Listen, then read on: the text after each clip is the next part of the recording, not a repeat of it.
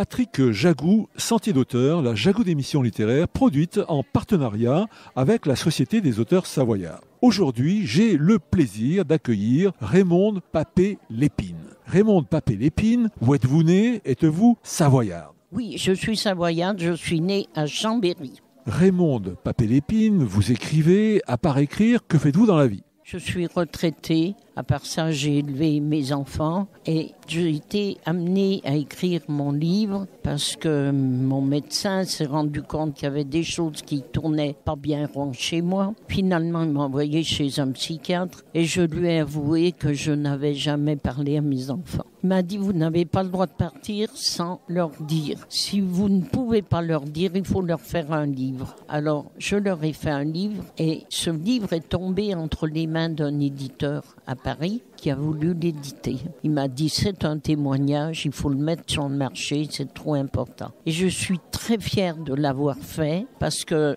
dans la région, on m'a signalé que j'ai sauvé 10 enfants grâce à mon livre. J'avais dit, si j'en sauve un, j'aurais accompli ma mission. Bon. Raymonde, c'est un livre sur quoi? C'est quoi ce secret?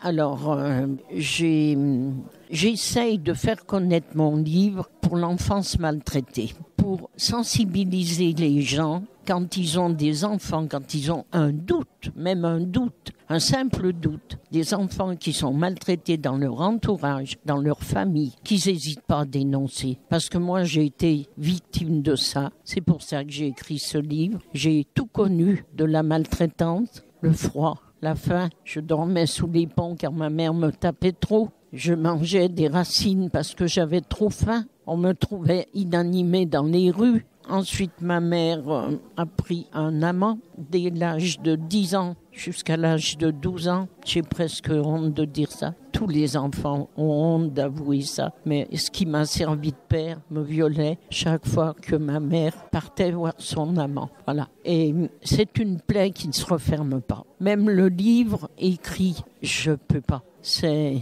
très dur. Voilà, jamais je m'en remettrai. Et je supplie les gens d'appeler le 119 et ils peuvent garder l'anonymat. Moi-même, je l'ai fait. J'ai sauvé 10 enfants et une jeune fille débile mentale que son père buvait. Il avait des copains qui venaient. Elle avait 30 ans, la pauvre fille. Elle se faisait violer tous les soirs. Les gens du village, ça les faisait rire. Je l'ai sauvée. Avec mon mari, on a fait ce qu'il fallait et j'en suis fière. Et maintenant, quand on m'invite dans les salons du livre, où je peux aller, où ma santé me le permet, où on peut m'emmener, j'hésite pas, j'y vais. Chers auditeurs, nous parlions aujourd'hui du livre de Raymonde Papé-Lépine intitulé Fleurs d'épines, sortir de la violence et du silence, publié aux éditions Nouvelle Cité. Raymonde Papé-Lépine, je vous remercie. Sentier d'auteur, c'est fini pour aujourd'hui. Harvey les amis et à la semaine prochaine si ça vous dit.